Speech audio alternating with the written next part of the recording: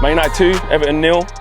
Should have been 5 or 6, it wasn't. But a really dominant performance. We were leaving here with all smiles, sun's out, and a big 3 points, man. Definitely a big 3 points, one that was definitely needed, and one that I thought we would always get, do you know what I mean? But yeah, I don't know, we're not at our brilliant best, I would say. A lot of people will have enjoyed that, but it was just like, man, like, can we just put the ball away? Like, well, we like 8 or 9. Goal difference is bad. Do you know what I mean? I don't look at that. Yeah, it's shocking, it's shocking. Like, those are the kind of games where it's like, all right, cool, just put them to the sword a little bit, and we didn't do that. But it's not all doom and gloom. You got like Ericsson coming back in, and yeah, I mean, I just hope we can push until the end of the season, because it was looking a little bit shaky, I can't lie. Like, obviously dropping from 3rd to 5th.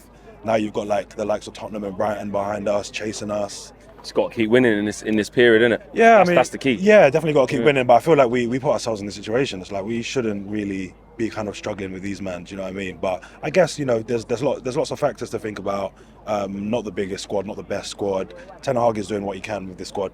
I mean, you see with the likes of Weghorst getting games. All right, not in the last 2 games, but yeah.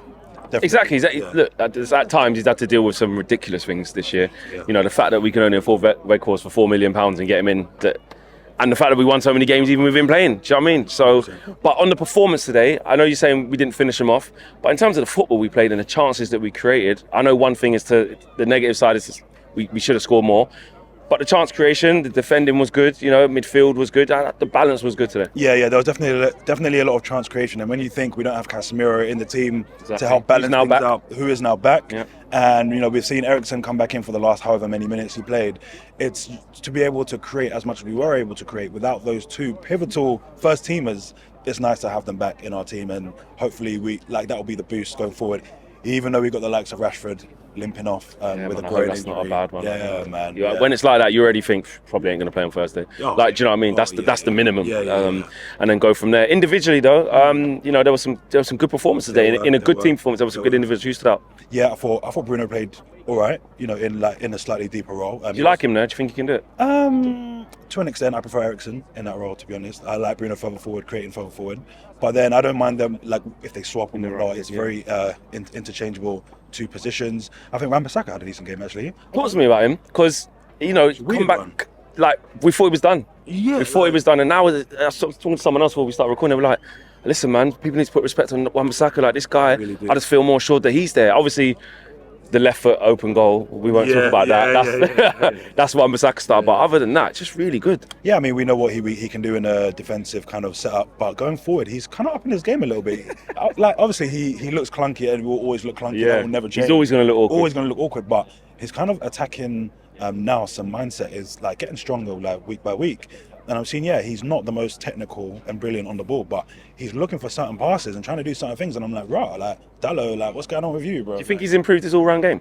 I think so, bro. I think so, because really and truly, like, we bring Dallo on for the attacking duties, and he's not even really fulfilling that, like, as well as Wan-Bissaka is doing these days. So, I mean, long may it continue, but yeah, he's definitely improving on that side. It's quite surprising. Is he the number 1 right back for you? At the moment, yeah, he has to be, because we're having games where we're not playing well enough, like that well, and teams are able to get at us. So we need people like Wan-Bissaka there. You see Dallo in the last game he played, just being run ragged, bro. He's just, you know, he's not that. So if we're not going to improve much defensively, or like if we're going to allow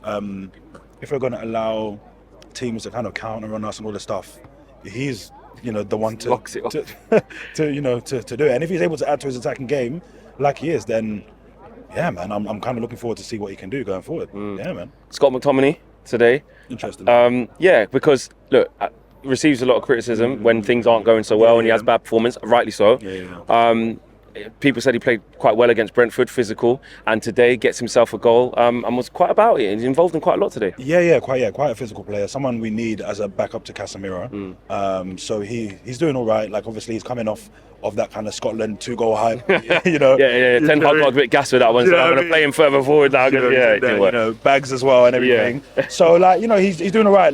There were some, you know, couple moments in the midfield, and when you lose the ball in those areas, it's like, you know, you're kind of building to something, and then Scott McTominay gets caught, whereas Casemiro will just knock it off, you know, quickly. So, you know, stuff to improve to his game, but, you know, he's a second DM. But then obviously we're hearing reports of him saying that if he's not gonna if he's going to be playing, if he's going to be playing a bit part role next season, then he's going to want to look elsewhere. So it's like, how do we get quality players in all positions that can sit on the bench as well? Like, you need a bit of both. Do you know what I mean? So we'll see how he goes. But he can fill in, but he's not someone who obviously should be starting. Who was your man of the match? Damn, that's a great question. So you know what? Who stood out to Miles? Who made you think, flipping it, best player on the pitch? I came here so unprepared. If Anthony had bagged at least one of those, he was at it. Yeah, just couldn't score. You're talking about him. I think Bruno did well in a deep position. Wan-Bissaka did well, but we weren't really like pressed. You know, in defensive areas. Maybe I say Bruno, but oh man, I didn't think about it. I don't know. I mean, throw some names at me. I mean, you guys. Maguire came in today, won his headers, done well, dominant, good switches of play. Definitely. Malacia was aggressive. Wan-Bissaka again. I think McTominay's up there. Bruno's up there. I think defensively the boys they did really well. Really we weren't really like pressed like that. So I mean everyone did really well. I thought defensively, but someone like a Bruno or a Scott. I'll go Bruno. Like I enjoyed his football. Some wayward balls though. I'm not gonna lie. Yeah, but some really good ones though. Some good ones. So you know what I mean. So I'm gonna go for Bruno. People might kill me.